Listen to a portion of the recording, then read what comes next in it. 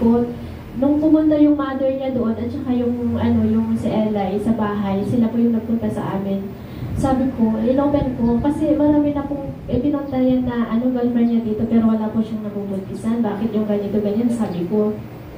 Tapos sabi naman ng mama, kilala ko naman yung anak. Kasi nga hindi naman kasalanan ng babae na iwanan yung lalaki kasi dalawa na po yung naging anak niya, isang lalaki pero hindi siya pinakasalan tapos iniwanan, irresponsibleng ama. Kaya bless na bless po yung lola niya sa amin kasi tinanggap po namin yung bata.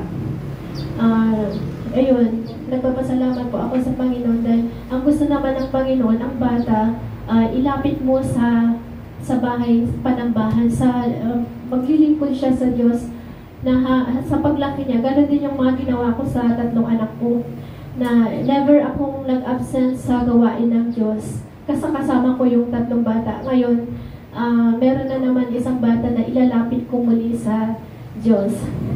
Kaya pinapasalamatan ko po ang ating Panginoon. Ayun, salamat sa Kanya. At ganoon din po mga kapatid, si Pastor Pasawa speaking po. Buhay pa yung mami ko noon. Nasa Harvest Time Apostolic Ministry ba ako dati, yung under kay Pastor Oli. Ngayon, yung bedridden yung mami ko noon. Tapos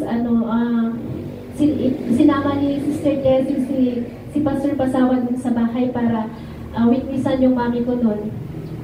Tapos